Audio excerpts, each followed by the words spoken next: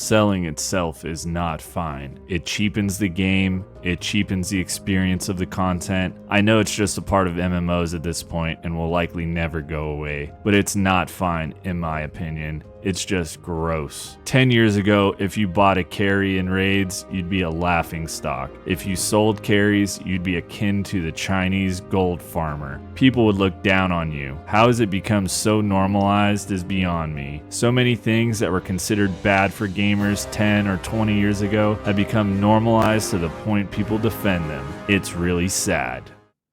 Okay, well, I've never done this before, so let's see what all the hype's about.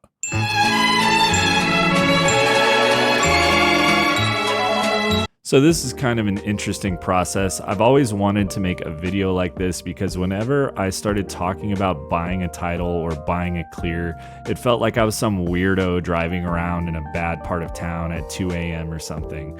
When in reality, I'm just sending a message to some sweaty gamer who wants to raid. So you might be here because you got clickbaited, or you might be here because you are looking to buy a raid, and I will tell you how I went about it. But first, I wanted to share some thoughts on the sentiment that I showed earlier and my thoughts on the whole raid selling thing in general. And if you're here to say I'm a bad player or a noob or whatever, you can do that in the comment section down below. But first things first, advertising any kind of service is stigmatized in Guild Wars 2 unless it is a free teleport to a friend at the end of the weekly jumping puzzle. Overall, services shouldn't be frowned upon at all because they have literally been around since the beginning of the game. In Guild Wars 1, there were regular taxi services from Ascalon City to Yaxbend, from Yaxbend to LA, from Beacon's Perch to Drockner's Forge, from Amnoon Oasis to Augury Rock. The entire game was essentially runnable, and some of the best times I had in the game were performing this service for others.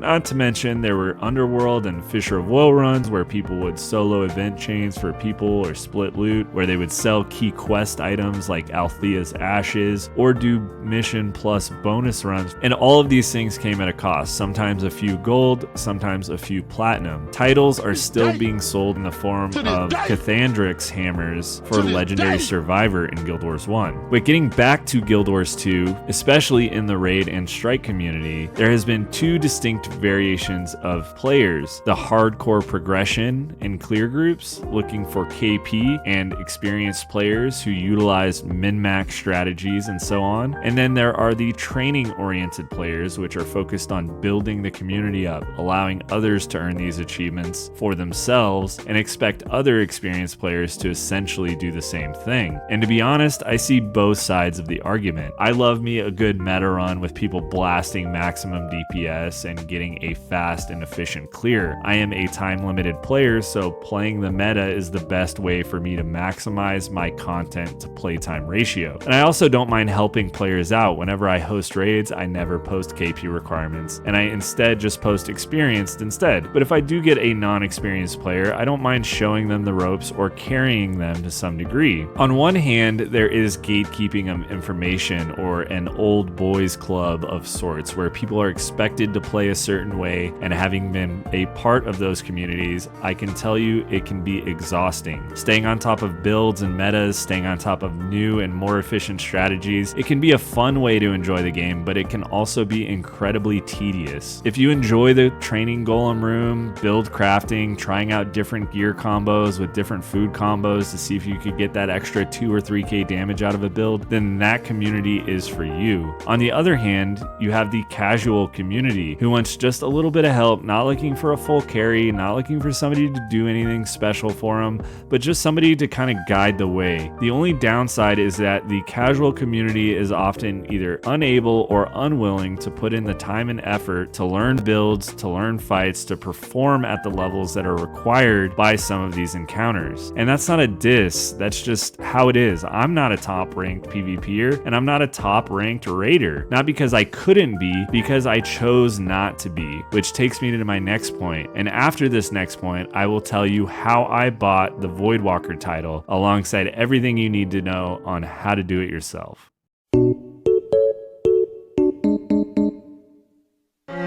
The reason why I'm not a top ranked player in either of those communities is because of opportunity cost. For a fight like Harvest Temple Challenge Mode, or a fight like Ceres Legendary Challenge Mode, or even regular Challenge Mode, there are countless hours that go into the process, not only as a group, but as an individual. And unless you are willing to put in those hours, you will never clear it. It's not a matter of luck or getting the group together, getting the boys together or anything. If the initial race to World's First showed us anything, it was that it is a matter of grind, being able to play at an extremely high level without missing a beat for extended periods of time. You will see in the background footage that the group that sold me these clears are all performing at near benchmark numbers. This is utilizing utilities to perform mechanics, standing in the right place at the right time, and communicating with each other effectively. Learning to play a single class or multiple classes at that level takes at least double-digit, if not triple-digit hours of playtime and practice. When you buy a CM clear or a raid clear, you aren't necessarily paying for the clear, you are paying for the time. The same way you pay a mechanic or a plumber or an electrician for the job. You aren't paying them for the hour that they're doing the job, you're paying them for the weeks or months it took them to learn the skills necessary to do the job that you want them to do for an hour. And the best part about Guild Wars 2 is that we get to pay all of these sweaty gamers with Monopoly money. You don't even need to shell out your credit card. So how did I do it?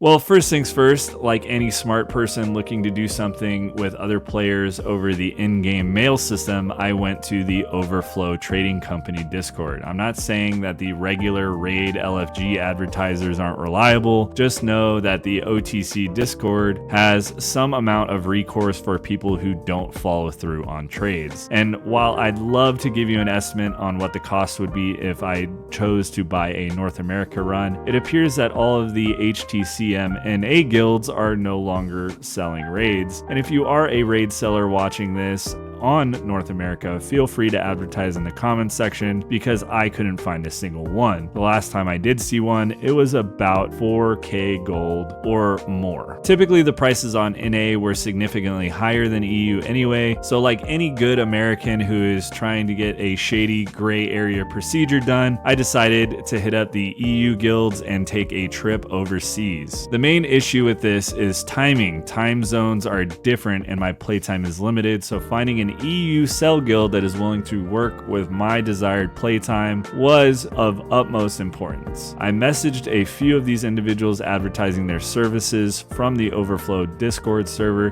and the first one who responded said that their group ran around 10 a.m. but was willing to see if his group could form up earlier. It was outside of my play window. I decided to contact a few different raid cell groups. One of them currently wasn't selling HTCM, and one of them immediately agreed to all the stipulations. And while I was currently looking to get a HTCM plus Voidwalker, I figured since I needed to transfer servers and I wasn't ever going to do this again, I might as well get the entire Everbloom unlock while I'm there. And since I already had Zhonlai Jade CM done, they decided to throw in Old Lion's Court CM instead, and we had a deal. The total cost of the 4 challenge modes was 1,100 Mystic Coins, or an equivalent of about 2,640 gold, not counting the gold required to transfer, which was 500 gems going from NA to EU because I just picked a low population server, and it's going to cost about 1,600 gems to get back to Stormbluff Isle, which is where I was initially. So I'm guessing anywhere from 700 or 800 gold in addition to that to return to where I came from. Now, as an in-game player, gold just kind of piles up, and I don't really think the gold nor the title carry any substantial weight, but I will say this: I will have never achieved the Voidwalker title without buying it. And if you wonder why, it's because of the point I already made. I've been in the endgame grind communities and I am done with that. I'm never going back. I don't have the time nor the energy to devote to this or any other game at this point in my life. And if you feel the same way and you want a cosmetic without spending spending 10,000 gold on the tradable one, this is definitely a more viable option to get an Everbloom infusion without paying 10k or more for it. It took a total of 48 minutes for all 4 challenge modes, and I was stuck in the EU server for about a week, which was kind of crazy because I got to see all the EU LFG listings for like 30k UFE for fractals, which is crazy. We don't have that in North America. Nobody asked for that. They asked for like just have the title, which if you think the title is bad for Killproof, man, go to EU. They are wilding out there. A quick shout out to the guild who did my run. It was Unit, and they were very polite and friendly. And if you are looking for a raid cell, then they are definitely up for the job. Believe it or not, after nearly 12 years of this game being out, nobody has made a YouTube video on this subject. So I made this video to help break the stigma and open people up to the idea of talking about the services that we can all provide to each other. Tipping a commander that is running a training raid or running an all-welcome strike clear will give more people an incentive to tag up. Services like running strikes and raids and everything are a part of MMOs, and it's a good way to turn skill as a player into actual gold. So don't be shy if you're a raid seller, and don't be shy if you're a raid buyer. Just play the game how you want to play it. I prefer playing with my friends who aren't super omega tryhards, and that's fine. And if you are super omega tryhard, that's fine too. The whole point is to play how you want to play. And if you want to buy a raid, at least now you know how to do it. Thanks for watching, and I'll catch you on the next one. Peace.